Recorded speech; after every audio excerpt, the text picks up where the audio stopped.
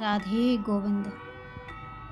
वट सावित्री पूजा की आप सभी सुहागन स्त्रियों को शुभकामनाएं। जैसे सावित्री ने अपने पति सत्यवान के प्राण यमराज से छुड़ा लियाई, उसी प्रकार से वही शक्ति और सौभाग्य प्राप्ति सभी सुहागन स्त्रियों को प्राप्त हो।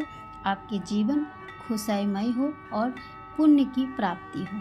तो चलिए चलते हैं सखियों, आज हम आपको बताएंगे कि सत्यवान और सावित्री की एक प्रेम कथा जिससे सत्य घटना पर आधारित है। कैसे सावित्री ने सत्यवान के प्राण यमराज से ले आई। हिंदू पंचांग के अनुसार यह त्योहार बहुत ही प्रसिद्ध है। किसी देश में एक राजा रहता था, उसका कोई भी संतान न था। वो बहुत ही उदास था। उसने 18 वर्ष तक घोर तपस्या की, जिसके तपोबल से सावित्री देवी ने कन्या स्वरूप प्राप्त हुआ। इसी वजह से कन्या का नाम सावित्री रखा गया। कन्या बड़ी होकर बहुत ही रूपवान और सुंदरता से भरी थी। राजा इधर उधर अपनी कन्या के लिए वर ढूंढने लगे, परंतु राजा को कोई भी वर नहीं मिला। राजा तंग होकर अपनी कन्या से कहता है कि सावित्री, अपने लिए वर तुम खुद ही ढूंढो। इसी घटना पर कहा जाता है कि सावित्री जंगल की ओर चल पड़ी। तभी उसकी मुलाकात सत्यवान से हुई, जो बहुत ही सुंदर थे। सावित्री उसी समय सत्यवान को पति के रूप में स्वीकार किया। इस घटना की जानकारी के बाद ऋषि नारद जी ने सत्यवान की आयु बहुत ही कम है, इसके बारे में उसके माता पिता को बताया और कहा कि सावित्री, ये विवाह मत करो, तुम्हारी पति की आयु बहुत ही कम है। परंतु सावित्री तो पतिव्रता का नियम जानती थी।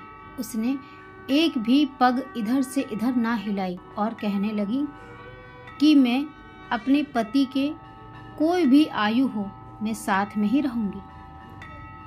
तब सत्यवान के माता पिता को झुकना पड़ा और राजा को भी झुकना पड़ा। सावित्री और सत्यवान का विवाह हो गया। सत्यवान बड़े ही गुणवान, धार्मिक और बलशाली थे।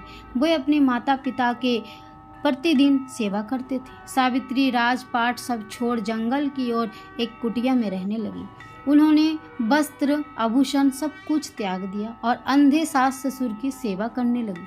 सत्यवान की मृत्यु का दिन निकट आ गया। नारद जी ने सावित्री को पहले से ही सत्यवान की मृत्यु के बारे में बता दिया था। समय बहुत नजदीक था। सावित्री के मन में अब थोड़ा सा भय आने लगा।